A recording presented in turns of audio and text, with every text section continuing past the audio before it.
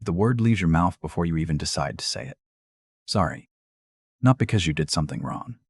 Not because anyone was hurt, but because you were there, in the doorway, in the seat, in the conversation, and somehow that alone felt like too much. Some people say sorry when they cry.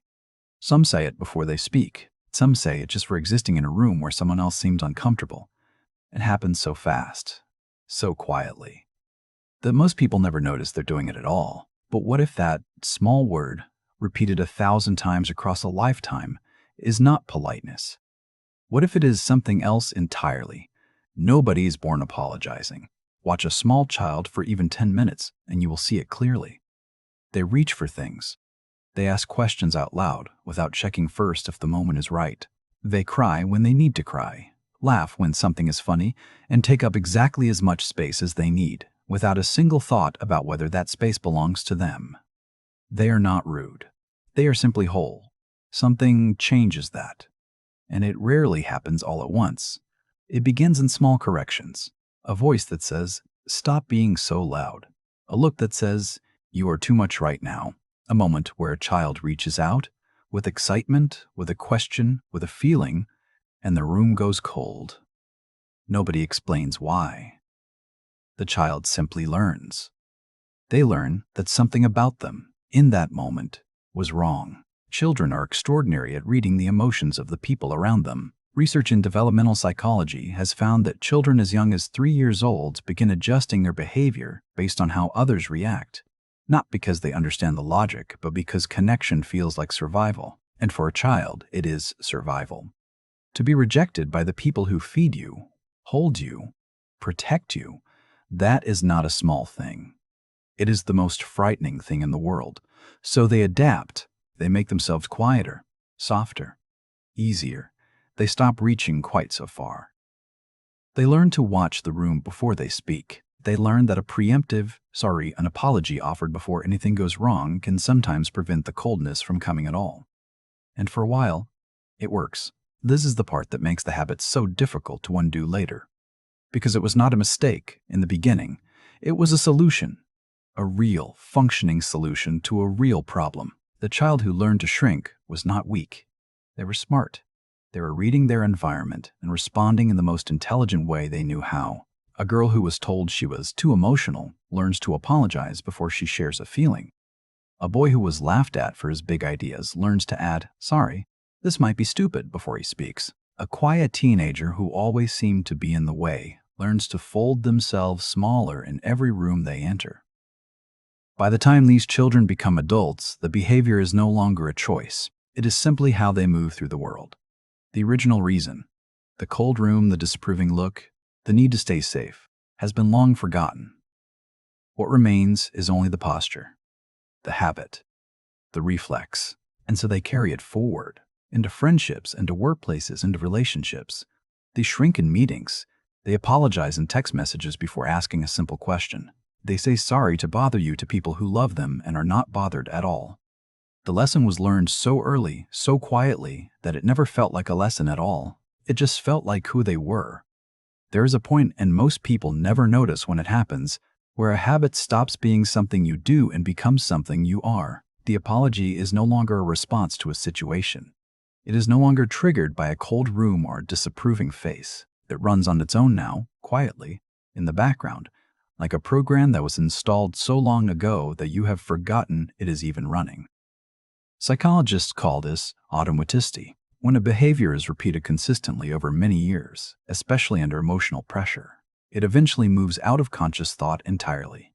It no longer requires a decision. The brain has reclassified it, not as a choice, but as a default. And defaults, by their very nature, feel invisible. This is why people are so genuinely surprised when someone points it out. "You apologize a lot, you know." And the person blinks. They search their memory. They are not sure they even did it. Because they didn't decide, the system did it for them. But something deeper is happening underneath the reflex. Because once the apologizing becomes automatic, it begins to shape the way a person sees themselves. Not just how they act, but what they believe they deserve. A man who has said sorry to interrupt every time he speaks in a meeting for 5 years does not just have a verbal habit. He has built, slowly and without realizing it, a belief that his presence in the room requires justification, that his voice is a disruption, not a contribution, that he must earn the right to be heard. Every single time, a woman who writes, "Sorry for the long message" at the end of every email she sends has not just developed a polite phrase. She has accepted, somewhere beneath conscious thought, that her words are a burden, that taking someone's time, even a few minutes, is an act she should feel ashamed of. This is how the system forms, not through dramatic moments of self-rejection, through quiet repetition, through 10,000 small signals sent to the self that add up to one quiet conclusion: you are a little too much, you should be a little less. And once that conclusion settles in, once it becomes part of how a person understands themselves, it begins to govern everything, not just speech. The way they sit in a room, whether they order what they actually want or what seems easiest, whether they share the idea in their head or swallow it quietly, whether they ask for help or decide, again, that they would rather not be a bother. The original apology was a tool for survival. But this is something else. This is a person who has reorganized their entire life around the belief that their needs, their presence, their voice, these things require permission. That existing fully without apology is something they have not yet earned. And the frightening part is not that people live this way. The frightening part is how normal it feels. Here's what nobody tells you about shrinking. It does not protect you. It just makes you smaller. Most people who over-apologize believe, on some level, that it keeps the peace, that it smooths things over, that it makes them easier to love, easier to be around, easier to keep. And perhaps in certain moments it does. But there is a cost, and it is a cost that is almost never paid all at once, which is exactly why it goes unnoticed for so long. It is paid in increments. It is paid every time you say whatever you want when someone asks what you would like, because you have spent so many years not trusting that your preference matters.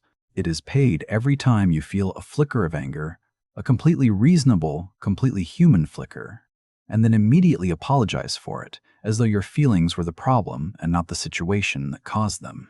It is paid in the slow disappearance of your own voice, not because anyone took it, but because you kept offering it away.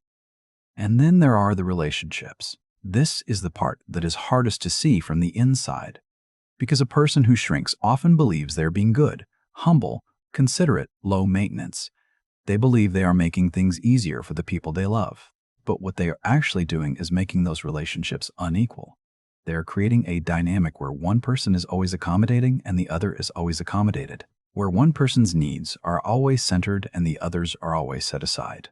And the people who love them, the real ones, feel it, not as relief, as distance. Imagine a friend who never tells you when something bothers them, who agrees with everything, who apologizes the moment any tension appears, even when they did nothing wrong. At first, it seems easy, but over time, something starts to feel hollow. You realize you don't actually know what they think. You don't know what they want. You are not sure anymore if you are in a real friendship or simply in a performance of one. You cannot be truly close to someone who is always disappearing. And the person doing the disappearing, they feel it too. They feel the loneliness of being in a room full of people who care about them and still feeling unseen. Because they were never fully there. They only sent a smaller, quieter, more acceptable version of themselves. And that version, however polished, was never quite real. This is the hidden cost. Not dramatic, not sudden, just a slow erosion of self-trust, of presence, of the particular kind of loneliness that comes not from being abandoned, but from abandoning yourself so consistently, so automatically that one day you look up and realize you're not sure who you are when you are not making yourself smaller for someone else. The apology was never the problem. It was the belief underneath it, the belief that you, as you are, unedited, undiminished, are simply too much for the world to hold. If this were simply a personal habit, something that lived only inside individuals, it might be easier to address. But it is not just personal. It is also cultural, and culture, by its very nature, is invisible until you learn to look for it. Society does not teach shrinking with a loud voice. It teaches it through approval and disapproval, through what gets praised and what gets punished, through the quiet, consistent message that certain ways of existing are more acceptable than others. The person who never complains is called easygoing. The person who takes less than their share is called generous. The person who always defers, always accommodates, always makes space for others, they are called kind. And kindness, we are told, is a virtue, so the behavior continues, not because it feels good, but because it is rewarded, because it earns warmth and approval and the feeling, however temporary, of being accepted. Studies in social behavior have consistently found that people who express fewer needs and make fewer demands are often rated as more likable in initial interactions, even when their compliance comes at a visible personal cost. Easygoing reads as pleasant. Pleasant reads as safe, and safe is what most social systems, quietly and without discussion, prefer. But the reward is not given equally. Women who take up space, who speak with confidence, who express needs directly, who do not add sorry before a request, are often described as aggressive, difficult, or demanding. Men who show vulnerability or step back from dominance are told they are weak. People from certain cultural backgrounds are taught, from very young ages, that the needs of the group always outweigh the needs of the individual, and that to insist on your own space is a form of selfishness. The system does not punish shrinking. It punishes the alternative. And so people learn, very rationally, very reasonably, that making themselves smaller is not weakness.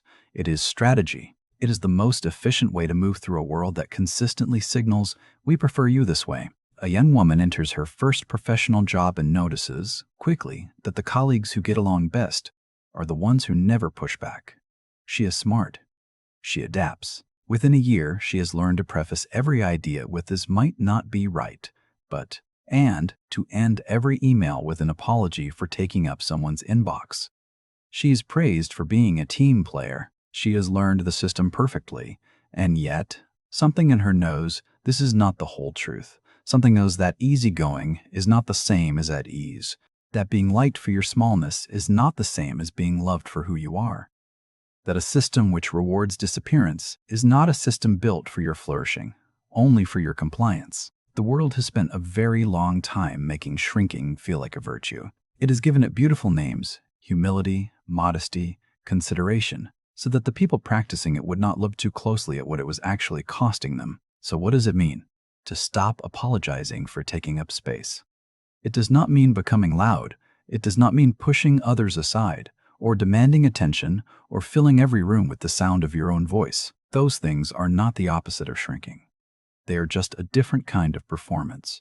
The real opposite of shrinking is something quieter than that. It is simply presence, the decision, made again and again in small moments, to be fully where you are, to let your opinion be your opinion without immediately softening it into nothing, to receive a compliment without deflecting it, to ask for what you need without first constructing an elaborate apology for having needs at all. It is, at its heart, an act of honesty, because when you shrink, when you make yourself smaller to fit what the room seems to want, you are not actually being kind. You are being unclear. You are presenting a version of yourself that is easier to accept, but it is not the true version. And the people around you are left relating not to you, but to a careful, edited shape of you. Connection becomes impossible because real connection requires two real people, and one of them keeps disappearing. There is a particular kind of courage in taking up space, not the loud, visible courage of grand gestures, the quiet courage of saying, with your presence, with your voice, with the simple fact of your undiminished existence, "I am here. I have a right to be here. Not because I have earned it, not because I have been small enough, or good enough, or helpful enough, but simply because I am." This is not arrogance. Arrogance is the belief that your space matters more than others. What we are talking about is something far more ordinary and far more radical than that. It is the belief that your space matters as much, that you are not a footnote in other people's stories, that your presence, your real, full, unedited presence, is something the world can hold. And perhaps the most important thing to understand is this: the world does not actually need your apology for existing. It never did. The apology was always for someone else's comfort, for a system that found it easier when you asked for less, for rooms and relationships that could not hold all of you. And instead of expanding, asked you to shrink, you do not owe the world a smaller version of yourself. You owe it, and yourself, the real one. Not someday when you have become more confident, more worthy, more sure. Now, in the next conversation, in the next room, in the next moment when the apology rises automatically to your lips and you pause, just for a second, and ask, what am I actually sorry for? Often the answer will be nothing. And in that silence, something small but real can begin to change. My friends, taking up space is not a flaw to be corrected. It is the most honest thing a human being can do. Until next time, my friends, sleep well and stay curious.